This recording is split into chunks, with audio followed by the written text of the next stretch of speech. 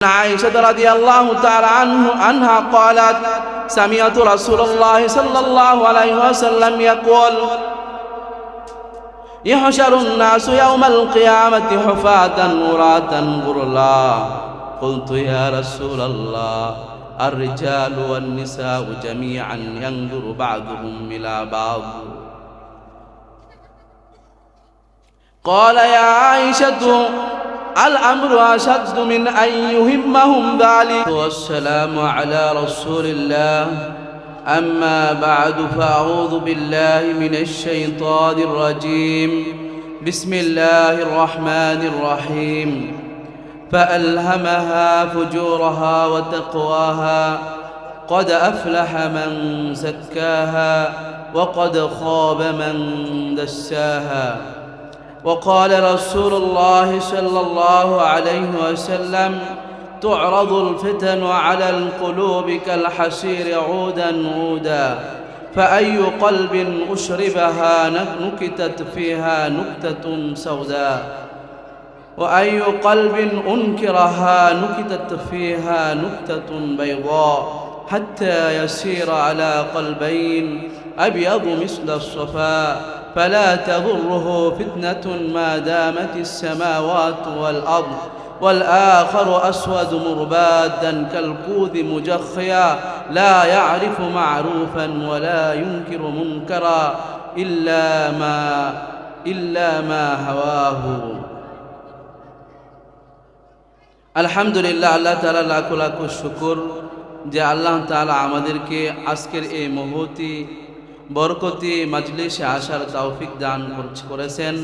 এজন্য আমরা সকলে অন্তরস্থল থেকে কালেমাতুশ শুকর আদায় করি আলহামদুলিল্লাহ।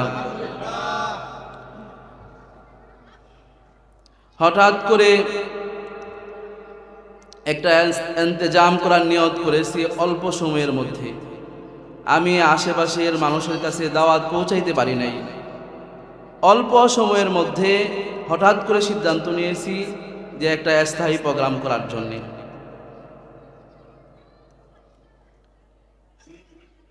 আমাদের সময়ও শেষের দিকে চলে আসছে, আমরা এখনই আমাদের অনুষ্ঠান সমাপ্ত করব। আপনারা কি অল্প কয়েকটা কথা শুনবেন? আমি যে হাদিসটা তেলাওয়াত করেছি মুসলিম শরীফের 144 নং হাদিস। রাসূল সাল্লাল্লাহু আলাইহি ওয়াসাল্লাম বলেন তু'রাদুল ফিতানু আলাল কুলুবি কাল হাসিরি উদান উদা। চাটাইয়ের মধ্যে শয়ন করলে চাটাইয়ের একটা দাগ মানুষের শরীরের মধ্যে পড়ে, বলেন পড়ে না? পড়ে। রাসূল সাল্লাল্লাহু আলাইহি ওয়াসাল্লাম বলেন চাটাইয়ের মধ্যে শয়ন করলে চাটাইয়ের দাগ যেমন শরীরের মধ্যে পড়ে, মানুষ যখন ফিতনা ফাসাদ গুনাহ পাপাচার বাতিল আকায়েদ বিশ্বাসের মধ্যে লিপ্ত হয় তখন তার অন্তরের মধ্যে এমনই দাগ পড়ে।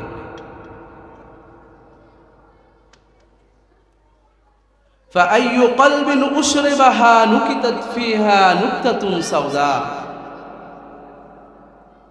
যে অন্তর ফিতনা ফাসাদ পাপাচার বাতিল আকায়েদকে অন্তরের মধ্যে স্থান দেয়,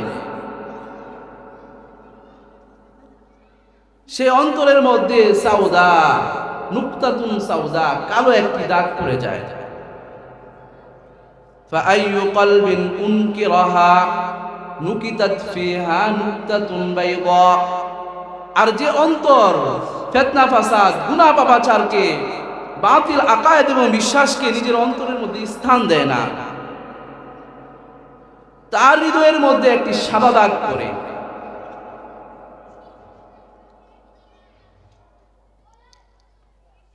হাত্তা ইয়াসিরা আবিয়াদু মিসলা সফা। রাসূল বলেন সাদা দাগ পড়তে পড়তে স্বচ্ছ পাথরের মতোই ধবধবে সাদা হয়ে যায় তার কলবটা, হৃদয়টা। কোন ব্যক্তি বলেন? যে গুনাহকে গ্রহণ করে না, যে গুনাহকে গ্রহণ করে না।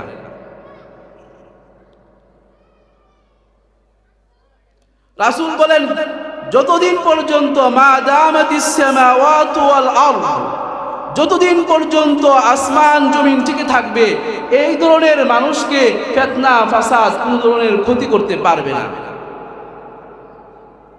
দুনিয়ায় ফিতনা ভরে যাবে, পাপাচারে ভরে যাবে, চতুর্দিকে গুনাহের জয়গান, চাইলেই গুনাহ করা সহজ।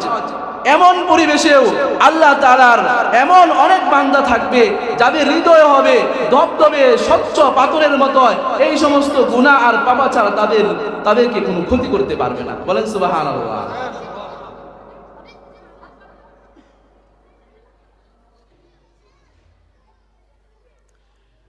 রাসূল বলেন হাত্তা ইয়াসিরা আলা কলবাইন, মানুষের হৃদয় দুই ভাবে, কলবের দিক থেকে অন্তরের দিক থেকে মানুষ দুই ভাবে বিভক্ত হয়ে পড়ে। একদল মানুষের অন্তর হয় ধবধবে স্বচ্ছ পাথরের মতোই সাদা শুভ্র, আরেক দল মানুষের হৃদয় হয় আসওয়াদু মুরবাদান কালকুদি মুজাখিয়া লা ইয়ারিফু মা'রুফান ওয়া লা ইউনকিরু মুনকারা। রাসূল বলেন যে উপর করা জগ, মানে জগটাকে যদি আপনি উপর করে দেন, সেই জগের ভিতরে কোনো পানি থাকবে বলেন? না। সেই জগের ভিতরে কিছু থাকবে বলেন? থাকবে না।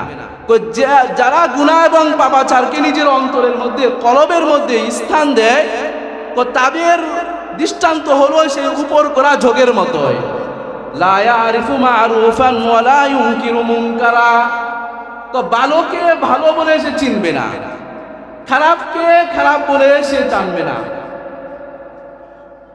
কোনটা নেক, কোনটা গুনাহ, কোনটা হালাল, কোনটা হারাম, কোনটা সুন্নাত, কোনটা বেদাত, কোনটা বৈধ, কোনটা অবৈধ, এই পার্থক্য করার ক্ষমতা সে হারিয়ে ফেলবে। তাহলে একটু চিন্তা করে দেখি, আমাদের অন্তর যদি গুনাহকে গ্রহণ করে, যদি এমন হয়ে যায় যে আমরা ভাবতেছি যে হয়তো আমরা মরে গেলে জান্নাতে চলে যাব, কিন্তু এমনও হইতে পারে আমাদের অন্তর গুনাহের কালিমায় অন্ধকার হওয়ার কারণে আমরা আসলে সঠিক এবং হকটা বুঝতে পারি নাই। মৃত্যুর পরে আমাদের জন্য যন্ত্রণাময় জাহান্নাম অপেক্ষা করতেছে। যাদের অন্তর এরকম কালো হয়ে গেছে তারা কোনো কিছু বুঝে না। কি বোঝে? রাসূল বলেন তাদের মন যেটাকে ভালো মন যেটাকে চায়, তাদের মন যা চায়, তাদের মন যা চায় তাই করে।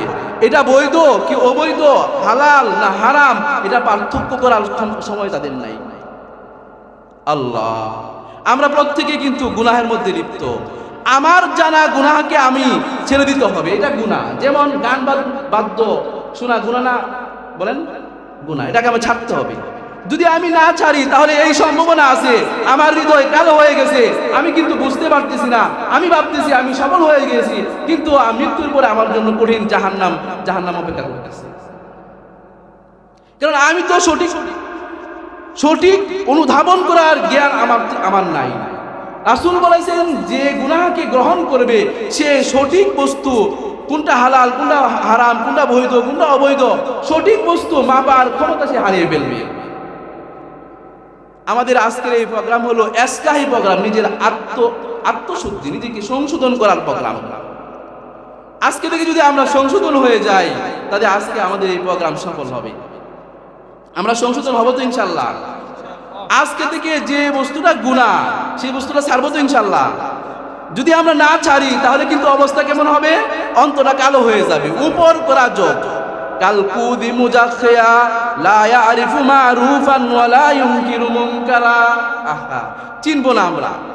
আমি ভাবতেছি যে আমি ভালো পথে আছি। অনেক মানুষ সমাজে এরকম আছে যে নামাজ না পড়লে কি হবে? ঈমান ঠিক আছে। কিভাবে আপনি ঈমান ঠিক আছে? রাসূল বলেছেন তো আপনার অন্তর হৃদয় অন্ধকার হয়ে গেছে। আপনি কোন পথে যাচ্ছেন? আপনি কোন পথে যাচ্ছেন সেটা রাসূল সাল্লাল্লাহু আলাইহি ওয়াসাল্লাম বলে দিয়েছেন, আপনি জাহান্নামের দিকে যাচ্ছেন। কারণ আপনি গুনাহের মাধ্যমে আপনার হৃদয় অন্ধকার হয়ে গেছে, আপনি ভালো মন্দের মধ্যে পার্থক্য করার ক্ষমতা হারিয়ে ফেলেছেন। এরকম আমরা অনেকে গানবাদ্য শুনি। আপনি যে গানবাদ্য শুনছেন আবার দাবি করছেন আমি পাক্কা ইমানদার, মৃত্যুর পরে আপনি জান্নাতে চলে যাবেন, এই দাবি করতেছেন। আমাদের এই দাবি আসে না? বলেন, আমরা সবাই দাবি করি। আল্লাহ আল্লাহ, যদি এমন হয় কঠিন জাহান্নাম আমাদের জন্য অপেক্ষা করতেছে, কঠিন জাহান্নাম আমাদের অপেক্ষা করছে, আমাদের জন্য অপেক্ষা করতেছে। জাহান্নামের শাস্তি বড় কঠিন, যন্ত্রণাময়। সহ্য করতে পারবো বলেন? আমরা সহ্য করতে পারবো না। ইউতা বিজাহান্নামা ইয়াউমাইযিন লাহা ৭০,০০০ জিমাম মা কুল্লি জিমামিন ৭০,০০০ মালাকিন ইয়াজুরুনাহা।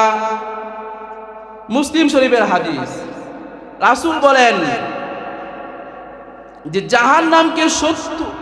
জাহান্নামের ৭০,০০০ লাগাম থাকবে। কয় হাজার বলেন? ৭০,০০০। প্রত্যেকটা লাগামে ৭০,০০০ করে ফেরেশতা ধরবে। আচ্ছা বলেন তো দেখি, এই যে আমাদের পিছনে যে সামিয়ানাটা আছে, আর সারা পৃথিবীর সমস্ত মানুষ মিলে এই যদি মুখে ফু দেয়, তাহলে এই সামিয়ানাটা কি উড়াইতে পারবে? পারবে না। পারবে বলেন? পারবে না। আর একজন, আমরা সবাই জানি, একজন ফেরেশতার ফুৎকারে, ইসরাফিল আলাইহিস সালামের ফুৎকারে সারা পৃথিবী লন্ডভন্ড হয়ে যাবে। হবে না বলেন? যার ফুৎকারের শক্তি এত বেশি, তার শারীরিক শক্তি কত বেশি বলেন? মানুষের হাতের শক্তি বেশি না ফুৎকারের শক্তি বেশি? হাতের শক্তি বেশি, শরীরের শক্তি বেশি, এরপরে ফুৎকারের শক্তি আসে। এমন শক্তিশালী ৭০,০০০ ফেরেশতা এক একটা লাগামে ধরবে। আমি গুণ দিয়েছি ৭০,০০০কে ৭০,০০০ দিয়ে আমি গুণ দিয়েছি, ৪৯০ কোটি হয়। কত বলেন? ৪৯০ কোটি ফেরেশতা জাহান্নামকে টেনে আনবে। একজন ফেরেশতার ফুৎকারের শক্তি সারা পৃথিবী সইতে পারে না, তাহলে ৪৯০ কোটি ফেরেশতার শক্তি কিভাবে সইবে বলেন? ৪৯০ কোটি ফেরেশতা জাহান্নামকে টেনে আনবে। হিসাব করেন, চিন্তা করেন, জাহান্নাম কত বিশাল হবে, তার শাস্তি কত কঠিন হবে, তার শাস্তি কত যন্ত্রণাময় হবে। বুখারী মুসলিমের হাদিস। রাসূল সাল্লাল্লাহু আলাইহি ওয়াসাল্লাম বলেন, জাহান্নামের ইন্না আহওয়ানা আহলিন নারি আযাবান ইয়াউমাল কিয়ামা লারাজুলুন ইউযাউ ফি আখমাসি কদামাইহি জামরাতান।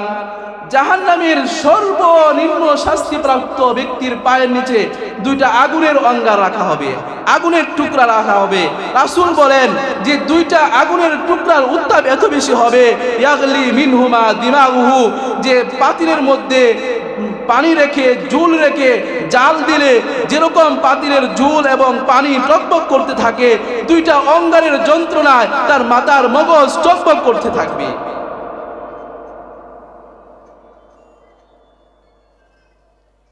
রাসূল বলেন ওই ব্যক্তি মনে করবে জাহান্নামীদের মধ্যে ইন্না আসাদ্দাহুম আযাবা, জাহান্নামের মধ্যে যত মানুষ আছে সবচাইতে বেশি আমাকে শাস্তি দেওয়া হচ্ছে, অথচ তাকে সবচেয়ে কম শাস্তি দেওয়া হচ্ছে। আর সে মনে করবে জাহান্নামের মধ্যে যত মানুষ আছে সবচাইতে বেশি শাস্তি তাকে দেওয়া হচ্ছে।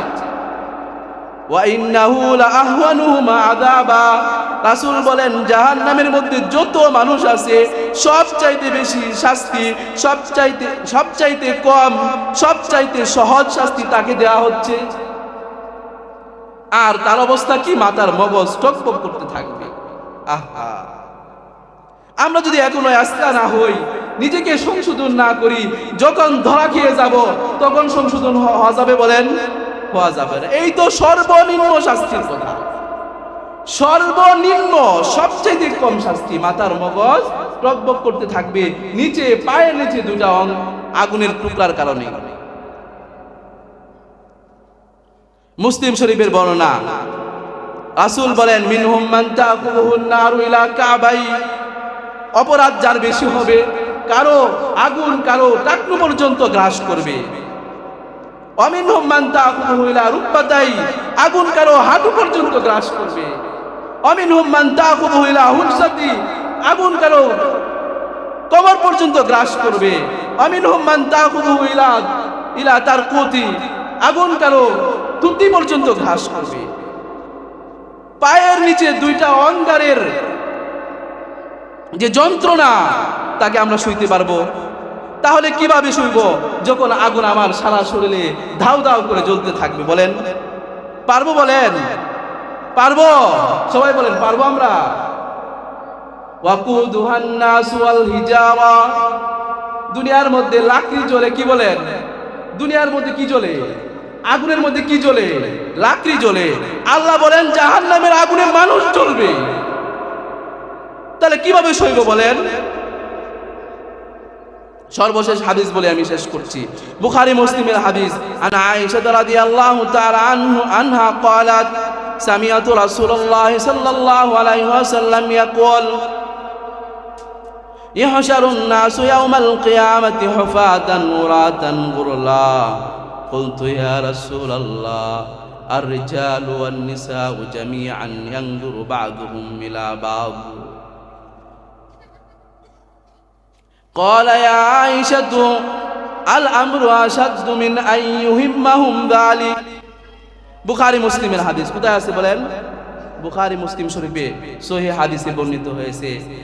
আয়েশা রাদিয়াল্লাহু তাআলা আনহা বলেন যে আমি রাসূল সাল্লাল্লাহু আলাইহি ওয়াসাল্লামকে বলতে শুনলাম ইউশারুন নাসু ইয়াউমাল কিয়ামাতি হুফাতান উরাতান গুরলা, কাল হাসরের ময়দানে মানুষ খালি পায়ে, কিভাবে বলেন? খালি পায়ে,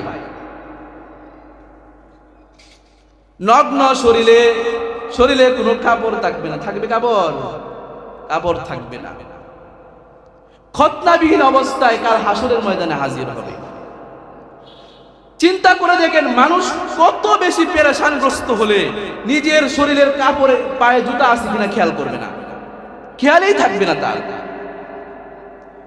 তার শরীরের ভিতরে কাপড় আছে কিনা তার খেয়াল থাকবে না। হাসরের ময়দানে উপস্থিত হবে।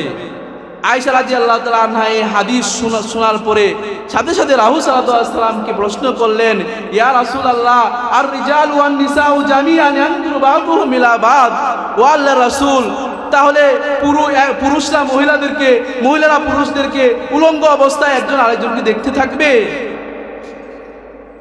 রাসূল বলেন, ইয়া আয়েশা আল আমরু আশাদ্দু মিন আইয়ুহিম্মাহুম যালিক। ও আয়েশা শোনো, কাল হাসরের ময়দানের অবস্থা এত ভয়াবহ হবে, এত কঠিন হবে, মানুষ নিজের জুতার খবর রাখবে তো দূরের কথা, মানুষ একজন আরেকজনের দিকে তাকাবে তো দূরের কথা, পুরুষ পুরুষের দিকে তাকাবে দূরের কথা, মানুষ একজন আরেকজনের অবস্থা সম্পর্কে জানবে তো দূরের কথা, যে মানুষের মধ্যে এই চিন্তাটুকু এই চিন্তাটুকু জাগ্রত হবে না। আইয়ুহিম্মাহুম মিন যালিক, একজন আরেকজনকে দেখার চিন্তা পর্যন্ত জাগ্রত হবে না। চিন্তা করতে পারছেন? চিন্তা করতে পারছেন? এটা হলো জাহান্নামের একেবারে সংক্ষিপ্ত আকারে জাহান্নামের শাস্তি সম্পর্কে যদি আলোচনা করা হয়, রাতের পর রাত, দিনের পর দিন চলে যাবে, জাহান্নামের শাস্তির আলোচনা করে শেষ করা যাবে না। এটা মাহফিলটা কিসের মাহফিল বলেন? ইসলাহি মাহফিল। ইসলাহ মানে সংশোধন। ইসলাহ মানে কি? সংশোধন। আমাদের নিজেদেরকে সংশোধন করতে হবে। যদি আমরা নিজেদেরকে সংশোধন না করি, এমন হাজারো কোটি ওয়াজ হলে লাভ আছে বলেন? লাভ নেই। কি বলে, স্টেজ নাই, আমাদের ভালো সুন্দর ব্যবস্থাপনা নাই, ভালো পাবলিসিটি নাই, অনেক উন্নত মানের বক্তা নাই। আচ্ছা, আমরা যদি এখান থেকে ইসলাহ হয়ে যাই, সংশোধন হয়ে যাই, এত কিছুর প্রয়োজন আছে বলেন? কিছুরই প্রয়োজন নাই। দরকার আমাদের সংশোধন। কি দরকার বলেন? নিজের আত্মাকে সংশোধন করতে হবে। সর্বপ্রথম আমার জানা গুনাহগুলো আমি পরিহার করবো তো ইনশাআল্লাহ। আমরা হাত উঠাই দেখি, যেগুলো আমরা গুনাহ আমরা নিজেরা জানি, ইনশাআল্লাহ আমরা এগুলো কি করব? পরিহার করব, ছেড়ে দিব। পারবো তো ইনশাআল্লাহ? হ্যাঁ, যে আমাদের জানা গুনাহগুলো যদি আমরা ছেড়ে দেই, সাথে সাথে অন্তর পরিষ্কার হয়ে যাবে। কি হয়ে যাবে বলেন? ইত্তাকিল্লাহ হাইতুমা কুনতা ওয়া আতবিস সাইয়্যাতাল হাসানা। রাসূল বলেন, গুনাহের মাধ্যমে গুনাহ যদি তুমি করে পেলো, গুনাহ যদি তোমার সংগঠিত হয়ে যায়, তাহলে তুমি কি কাজ করবে? তো তুমি যেখানেই থাকো, যে অবস্থাতেই থাকো, তুমি আল্লাহকে ভয় করো, জাহান্নামের কঠিন শাস্তিকে তুমি ভয় করো, তুমি আল্লাহকে ভয় করো। আল্লাহর ভয়কে সঙ্গ নিয়ে তুমি ব্যবসা করো। ব্যবসায়ের মধ্যে তুমি কি কোনো ধরনের কি বলে গুনাহের কাজ তুমি সেখানে করবে না। বৈধভাবে তুমি ব্যবসা করো। প্রত্যেকটা কর্মের মধ্যে তুমি কি করো? আল্লাহর ভয় সাথে রাখো, এবং সেই কর্মটা বৈধ হচ্ছে কিনা তুমি খেয়াল করো। সেখানে হারাম হালাল তুমি লক্ষ্য করো। ইত্তাকিল্লাহ হাইথুমা কুনতা। এভাবে যদি আমরা চলতে পারি, যে আল্লাহর ভয়কে সব সময় সঙ্গে নিতে পারি, আর কোন রাসূল বলেন যে কোনো পাপ যদি ঘটনাক্রমে হয়ে যায় তাহলে অন্তর কালো হয়ে যায় না? কালো হয়ে যায় না? রাসূল বলেন তুমি কি করো, সাথে সাথে তুমি নেক কাজ করো। কি করো? নেক কাজ করো। রাসূল একটা সহজ সরল নেক কাজের কথা বলতেছেন, একেবারে সহজ, সবাই পারবে। বলবো তো? রাসূল বলেন খালিকিন নাসা বিখুলুকিন হাসান। কোন মানুষের সাথে যখন সাক্ষাৎ হয়, আসসালামু আলাইকুম ভাই, কেমন আছেন, ভালো আছেন তো, হাসি মুখে তুমি মানুষের সাথে সাক্ষাৎ করো। মুখটা বেজার করে খারাপ মুখে, আপনার অনেক হৃদয়ে অনেক কষ্ট আছে, এই সবগুলো মুখে রাখেন, ভিতরে রাখেন, আপনি কি করেন? হাসি মুখের সাথে কি বলেন?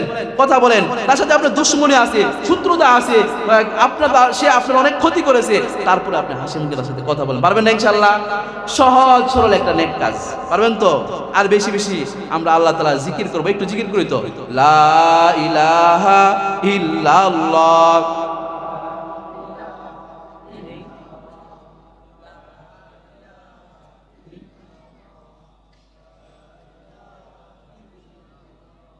লা ইলাহা ইল্লাল্লাহ। জিকির করার একটা উলামায়ে কেরামের, বুজুর্গানে কেরামের একটা নিয়ম আছে।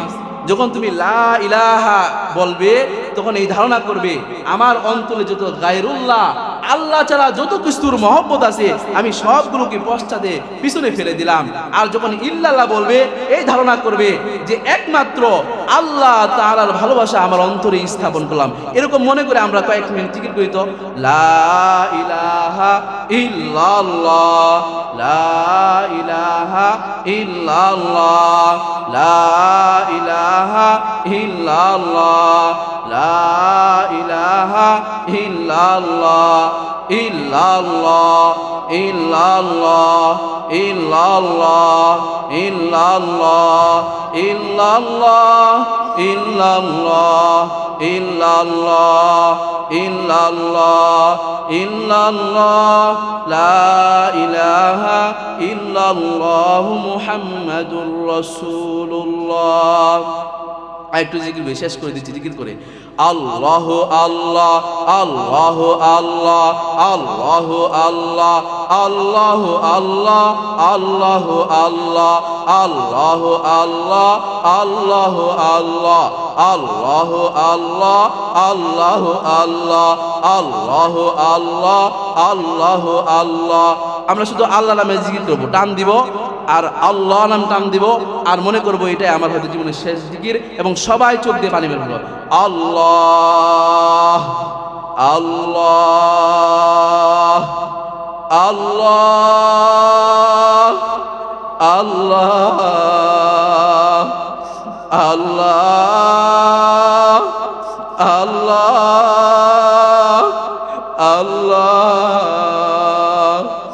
আল্লাহ আল্লাহ আল্লাহ আল্লাহ।